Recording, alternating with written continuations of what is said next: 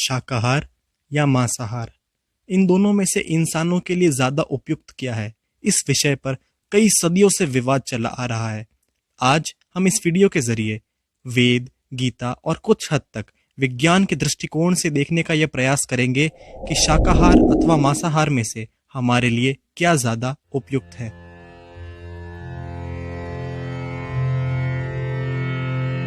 यह बात हम सबको पता है कि सनातन धर्म में जीव हत्या को महापाप माना गया है। वेदों में मांस खाने के प्रतिबंध में स्पष्ट रूप से मना किया गया है। ऋग्वेद के मंडल 10 सूक्त 87 की ऋचा 16 में यह बात कही गई है कि यह पौरुषेयेण क्रविशा समंगते यो अश्वयेन पशुना यातुधानः यो अग्न्याया भरति क्षीर मग्ने तेषाम शीर्षाणि हर्षापि वृश्च। अर्थात जो मनुष्य नर, अश्व अथवा किसी अन्य पशु का मांस सेवन कर कर उसको अपने शरीर का भाग बनाता है, गौ की हत्या कर अन्य जनों को दूध आदि से वंचित रखता है। हे अग्नि स्वरूप राजा, अगर वह दुष्ट व्यक्ति किसी और प्रकार से न सुने तो आप उसका मस्तक शरीर से विदारित करने के लिए संकोच मत कीजिए।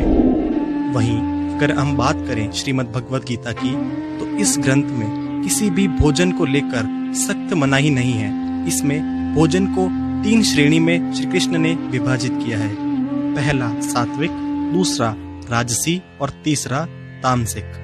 गीता के 17वें अध्याय के दूसरे श्लोक में श्री कृष्ण कहते हैं, जो भोजन सात्विक व्यक्तियों को प्रिय होता है वह आयु बढ़ाने वाला, जीवन को शुद्ध करने वाला तथा बल, स्वास्थ्य, सुख तथा तृप्ति प्रदान करने वाला होता है। ऐसा भोजन रसमय, स्वास्थ्यप्रद तथा हृदय को भाने वाला होता है। यह सात्विक भोजन कहलाता है। अगर हम इस श्लोक को माने तो सात्विक आहार को श्रेष्ठतम भोजन बताया गया है। प्राचीन काल में भी विद्वान पुरुष ऐसा ही भोजन चुनते थे जो स्वास्थ्य तथा आयु को बढ़ाने वाला होता था। इस भोजन की श्रेणी में दूध के सभी व्यंजन, कंद मूल, फल, आहार, सब्जियां, दालें एवं धान आते हैं।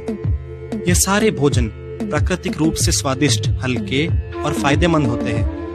इसी के अगले श्लोक अर्थात श्लोक संख्या 9 में श्री कृष्ण कहते हैं, जब शाकाहारी भोजन कड़वा, अत्यधिक खट्टा, नमकीन, गर्म, अत्यधिक मिर्ची, चीनी, नमक अर्थात अधिक मसाले आदि के साथ पकाया जाता है तो वो भोजन सात्विक से राजसी बन जाता है।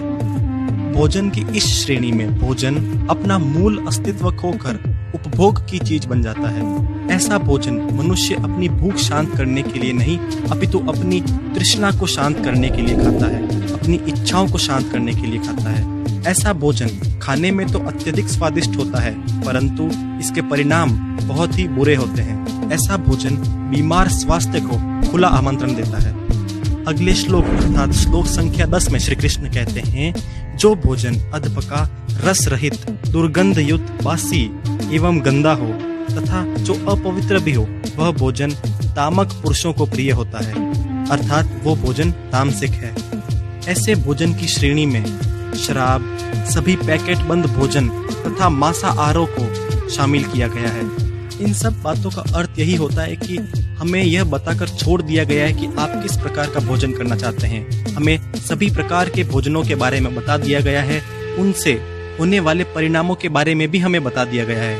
तो अब ये हमारे ऊपर है कि हम किस प्रकार का भोजन खाना पसंद करते हैं। सनातन धर्म में हम जैसा खाओगे अन्न वैसा हो जाएगा मन जैसी पद्धति में विश्वास रखते हैं। अर्थात हम जिस भी प्रकार का भोजन ग्रहण करेंगे उस भोजन की एक झलक हमारे व्यवहार में हमें अवश्य देखने को मिलेगी। एग्जाम्पल के लिए अगर हम तामसिक भोजन का ग्रहण करते हैं अर्थात मांस, मदिरा आदि का ग्रहण करते हैं तो हम काफी ज्यादा गुस्से वाले, हिंसक एवं एक उत्तेजित व्यक्ति के रूप में उभरेंगे। इस पर जो व्यक्ति मांसाहार ग्रहण करते हैं बहुत ही अजीबोगरीब दलीलें पेश करते हैं। वे कहते हैं कि हम केवल उन पशुओं का भक्षण करते हैं जो शांति प्रिय है, जैसे गाय, बकरी एवं मुर्गा आदि। ये वाकई में बहुत ही हास्यास्पद है, क्योंकि यहाँ पर बात वो नहीं हो रही कि उस पशु का स्वभाव कैसा है। यहाँ पर बात हो रही है कि मरने से पहले उस पशु के मन में कैसी भावनाएं उत्पन्न हुई थी। हम सब जानते हैं कि कसाई खाने में क्या होता है। कोई भी पशु मरने से पहले यह बात अवश्य जान लेता है कि अब उसे मारा जाने वाला है, चाहे आप कितनी ही चालाकी से उसे मारने की कोशिश करें। और जो पशु ये जानता हो कि उसकी मृत्यु अब निकट है, तो उसके मन में कैसी भावनाएं उत्पन्न होगी। वह पशु डर, असहायपन, दर्द, उत्तेजना तथा हिंसा से भरा हुआ होगा। और जिस भोजन को ग्रहण कर कर हम तृप्ति पाना चाहते हैं तथा मानसिक शांति पाना चाहते हैं, तो उस भोजन का रास्ता इन सब भावों से होते हुए आता है, तो वो भोजन शांति प्रिय कैसे हो सकता है। नफरत, डर, दर्द, उत्तेजना, हिंसा के इस घटनाक्रम के बाद जब वो पशु मार दिया जाता है और वो हमारी प्लेट में आता है, और हम बात करते हैं खाने से तृप्ति मिलने की, मानसिक रूप से शांति तथा प्रोटीन्स और हेल्थ की, तो ये किसी भी एंगल से मैच नहीं करता है।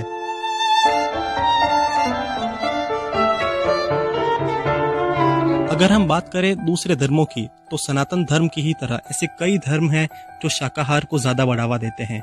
आप में से कईयों को ये बात बिल्कुल पता नहीं होगी कि प्राचीन क्रिश्चियंस वे भी शाकाहारी ही थे। स्वयं ईसा मसीह जिन्होंने क्रिश्चियनिटी की शुरुआत करी थी, वे भी शाकाहारी ही थे। इटली के रोम में जब किसी क्रिश्चियन को पकड़ लिया जाता था, तब उसे मांस खिला दिया जाता था ताकि उसे सताया जा सके। परंतु जब इटली में संपूर्ण रूप से क्रिश्चियनिटी का विस्तार हुआ, तो वहां के कन्वर्टेड लोगों के कारण यह परंपरा आज तक चली आ रही है कि क्रिश्चियंस भी मांस खाते हैं, जबकि प्राचीन क्रिश्चियंस शाकाहारी थे। साथ ही साथ अगर हम बात करें बुद्धिज्म की भी, तो स्वयं गौतम बुद्ध शाकाहारी थे जिन्होंने बुद्धिज्म की शुरुआत करी थी, और अर्ली बुद्धिस्ट भी शाकाहारी ही थे। और भगवान महावीर से तो हम सब भली भांति परिचित है कि वह अहिंसा के परम पुजारी थे।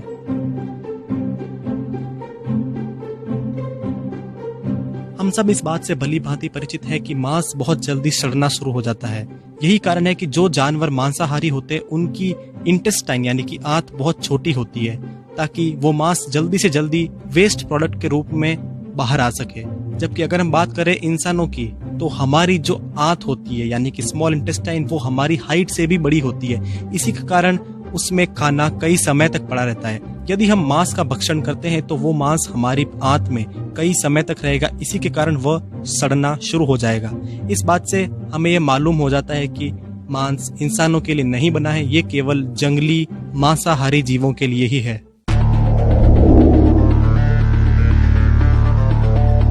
और अगर हम वैज्ञानिक दृष्टिकोण से देखें, फिर भी शाकाहार मांसाहार के मुकाबले ज्यादा फायदेमंद है, क्योंकि अमेरिका की नेशनल एकेडमी ऑफ साइंसेज की एक रिपोर्ट की माने तो अगर हम शाकाहार को अपने भोजन में ज्यादा शामिल करेंगे, तो उससे दुनिया में होने वाली 50 लाख मौतें टाली जा सकती है। 50 लाख मौतें।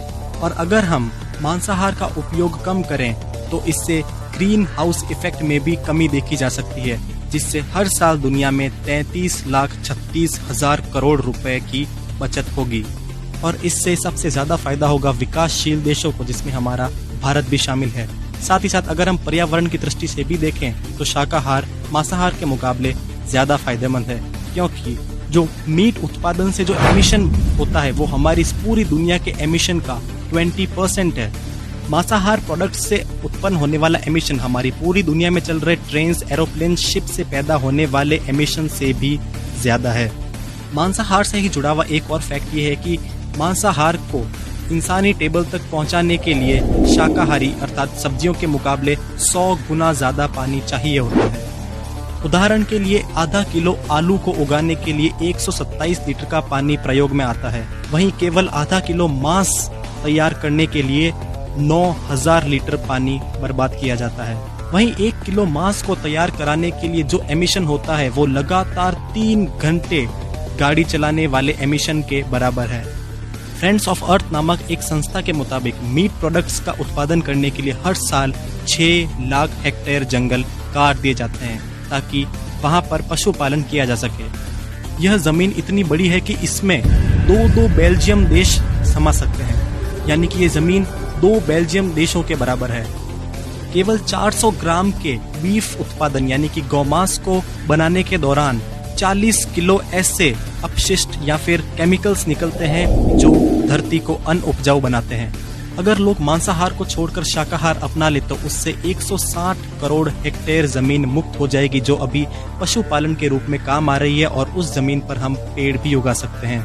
ये जमीन भारत के कुल क्षेत्रफल से भी दुगनी है। तो ये मैंने आपके सामने कुछ ऐसे फैक्ट्स रखे जिसके कारण आप जान सके कि शाकाहार अथवा मांसाहार में से ज्यादा बेहतर कौन है।